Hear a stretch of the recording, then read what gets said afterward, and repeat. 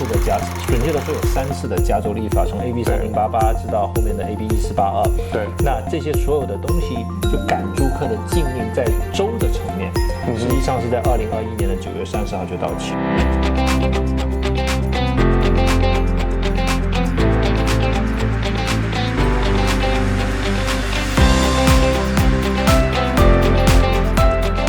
好，大家欢迎回到我们的频道。我们上次聊到很劲爆的话题啊，就是什么我们的eviction， 对不对？ OK。那今天我们再次重金礼聘到我们的李律师到我们当中，谢谢。继续跟我们聊一下eviction。上次大家觉得好痛苦啊，要4个多月，对不对？然后 worst case scenario 的话，还经过一大串这些很糟心的事情。Guess what？COVID 的时间 ，did it get better or worse？ worse，much worse 啊，什么样的 worse 吧？我们先来定义一下COVID，这个eviction 的 moratorium 是什么时候开始的？准确的说是2020年3月20号前后，加州法院说，因为我们有这个疫情，所以说有将近7个月的时间，到2020年10月，法院是完全不收任何的赶租客的案件，不管你是商业的还是住宅的。那之后就法院那时候都没有人嘛，对不对？有人，只是说因为不希望说真的一大堆人断供，一大堆人跑到街上。对，当时法院自己 adopt 一个 policy， 说我们不会收任何新的赶租客的案件。对，那时候已经是一片混乱，大家都不知道明天会是什么样的情况。对，所以 kind of 可以理解一点点。理解。然后从10月之后，法院系统就说，我们作为法院系统，我们不应该去立法，我们只应该去裁定这个法律应该怎么走。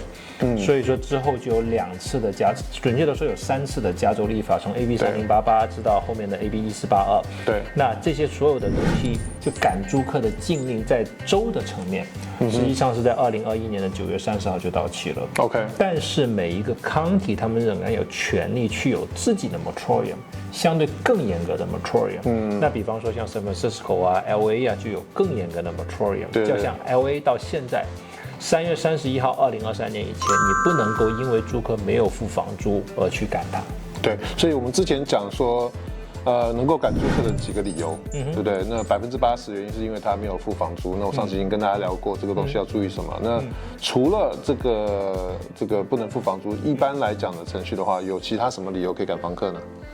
应该这么去表达，就是说你在租约里面禁止他做的任何的事情都是赶租客的一个理由，甚至是说你的租约到期了，你不想租，你想搬回去，你想卖掉，这都是理由。OK， 有可能这是一个很完美的租客，只是情况变了，我们要把房子收回来，对是 OK 的，对不对？但是更多的时候是租客创造了一些房东不想要的麻烦，比方说是位置有噪音、有扰民等等，对吧？像听说你有一个很帅气的 case 跟我们分享一下。对，就其实也还好啦，就是他跟我讲说房东欺负他是中国人。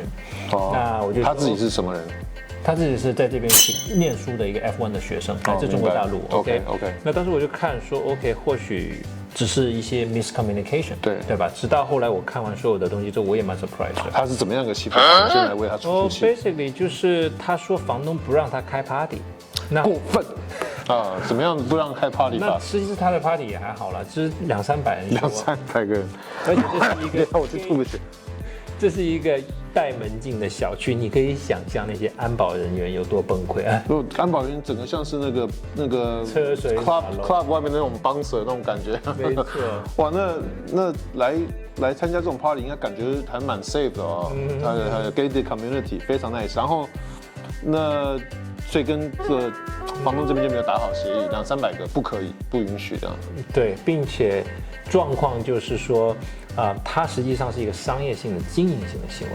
也就是说，这个 party 他有帮别人 throw party for a price。very nice。所以这个 party 还是就是每天发生定点，早中午3次，好像是每2周至少1次这样子。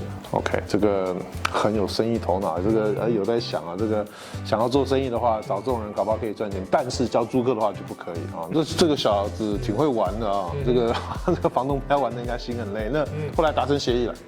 那房东好在他有找了专业的 realtor， 对，所以房东埋了一个条款，就是你的租金预付了6个月。那所以当时房东说，我要赶你，对，因为你扰民，对，你这个经营性的行为，在我这个民宅，万一出什么大事情，我直接房子被放个令怎么办？所以房东说你一定要走。对，然后他当时说我要打这个官司，我要不走。我跟他讲说，你的房子的月租差不多35000块一个月，对，你预付了6个月，对，如果一直打下去的话，你的钱拿不回来。后来我帮他协商了，房东只是罚了他2个月，剩下的也还给他了。所以很多时候我们看到这个房客愿意付大代价来这个租房子，甚至预付房租的时候，其实有时候搞不好有些也有不是一定，但是大概率可能都会有些猫腻，是不是这样讲？对，很爽快的，或者是从来不 complain 房子的状况的，并且从来给你现金的，你应该很小心。好，这个会牵扯到我们下一次的这个话题，先卖个关子。聪明的你可能已经知道了哈。那我们来继续聊我们的 COVID 啊，所以对不起，刚刚我们聊到说 commit waste。commit 这个叫什么？这个噪音污染。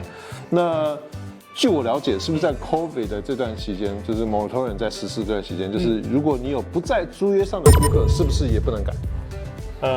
在 LA County， 对，它有一个我们上次聊到的 hardship 的问题，就是说又来了。如果你是因为 COVID， 比方说你的3个姑姑失去了工作，9条 Husky 没有地方可以去，他都可以来到你家，尽管他们从来都没有。对的，姑姑跟 Husky 不是一样的东西啊？不一样。那等，这个讲到重点了，人我就算了，租约上有时候是明文规定你不可以带宠物的，这个也没有用了嘛？因为你是 hardship 嘛，在 LA County 嘛，有这个 moratorium。OK， 有我们的伟大的 county supervisor 在做他认为很对的事情。所以这个我们 supervisor 很会玩啊，你这个我们这个人都快被你们玩死了，就是这种感觉。对。好，所以人畜都无害，但是也都不能改啊，所以就是要继续让它租下去。那很讨厌了。我们来聊一下我们时间段好了。我们上次讲到说 ，worst case scenario， 你要去正常情况赶租客的话，差不多可能到4个多月。那请问 COVID 呢？这个时间有没有变长 ？COVID 的话，实际上没有变得绝对的更长，只是说有的地方不让赶，比方说 LA County 你3月31号之前不让赶。对。然后它增加了很多不确定性，因为原来比方说在疫情以前，你不付房租，我赶租客，我不能说100%，但接近95%的胜算，因为你真的很难想到有理由他可以不付房租。是啊，是没错。但是现在它多了很多的理由啊，它有各种各样的 hardship。那他如果说 hardship， 我们就这样讲好了。那我房东也可以有 hardship， 你不付房租，对不对？那前一阵子还有政府说去补助房东，然后很少有人拿到钱了。首先很少有人拿到钱，而且拿到的不完整，对不对？你拿到不完整，是不是也就像我们上次讲到，你只要收到钱，你就不可能拿这个来赶他了，是不是？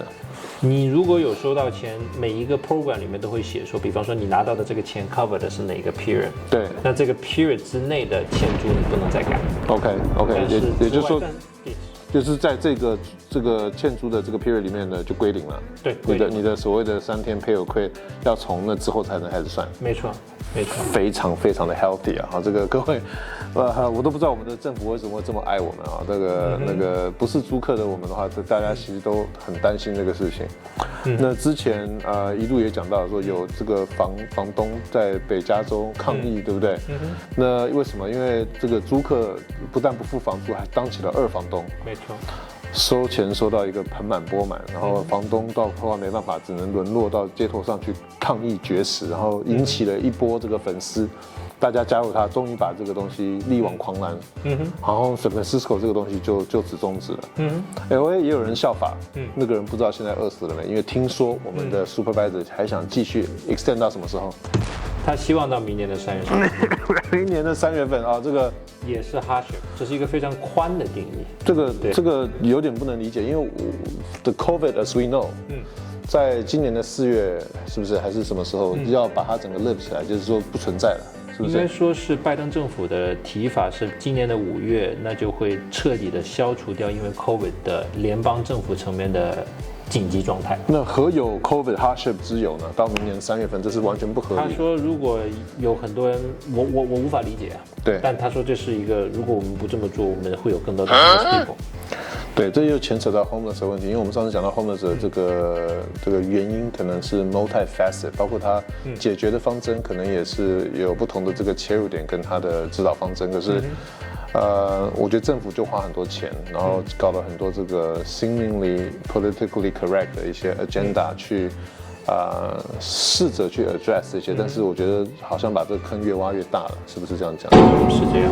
对 ，COVID 这段时间养出了一堆懒人跟一堆这个另外一个字我就不要讲了，差人这样，哎，很不太好。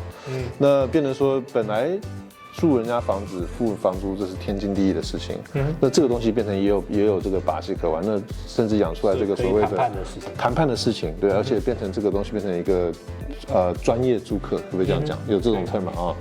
那可不可以跟我们讲一个有专业租客的这种例子？就是我们上次有聊到嘛，一个好的系统可以把坏的人变成一个好的人，但同样一个坏的系统，它可能 motivate 一个好的人变成坏的人 ，right？ 这个我个人相信人性本恶，那我自己其实就有一个例子，在我之前帮助的一个 landlord，他那时候是因为个人原因需要卖那个房子，那这个租客其实人不错，他们在过去的这个三年多，他们都准时交房租，甚至提早交，有时候住的一大家子人和乐融融，那不是因为个人原因的话，也不用请他们去搬。那具体情况是，他们当时也答应了说要在一定的时间会搬出去，可是到那个时间的时候，他们就说，哎，我发现外面的房租好贵，你这边比较便宜。那他们搬不了。我说，你这样的话，我们就很难弄，怎么办？他们就请问了他们旁边的朋友跟一些律师。刚刚讲到，会不会人养出来一堆这个烂人跟这些懒人，他们全部都是教他们怎么去做这个事情。他们就刚刚李律师讲的，学坏了，开始谈判。那根据这个我们可爱的 Los Angeles County 的这个规定呢，因为房子的这个房间数，然后房子的大小，还有他们里面有老人有小孩，甚至还有狗，而且是2条狗，人家没有在跟你开玩笑的。我们这样子要请他们走的话，要付19000多块钱。我当时听了简直是震惊了，但是这不是最贵的，对吗？没有，就是说，我们有遇到别的案子，对，房东要卖房子，是，然后租客跑过来说，你要给我5万块啊，5万块，这么吉祥的号码是怎么？我有问他，我说那你的理由是什么？他说，没有啊，我就听我旁边的人讲啊，并且如果你不付5万块的话，你走不了，你搬不进来，或者你房子卖不掉。然后当时的状况大概是21年了，21年的时候整个房价涨得还蛮凶的。对。然后他就说，我就觉得我作为租客，我要分享一点点这个利润，这个房价上升的利润。我说他是有帮这个房子去付了一些首付吗？好像并没有，对不对？对，贷款吗？好像也没有。那是不是还有帮他种一些草呢？有可能不同的草我们也会讲，所以这就很扯。所以这个东西就是大家就觉得好像都可以分贝割，你明明就是我们讲无功不受禄嘛，对不对？你明明连个毛线也没干，为什么你觉得你可以 deserve to be paid？ 你知道吗？所以我觉得这个时代很荒谬、很悖逆，但是 it is what it is， 对不对？所以刚刚讲到说 COVID 这个 moratorium 它不会造成在赶租客的时间上的延长。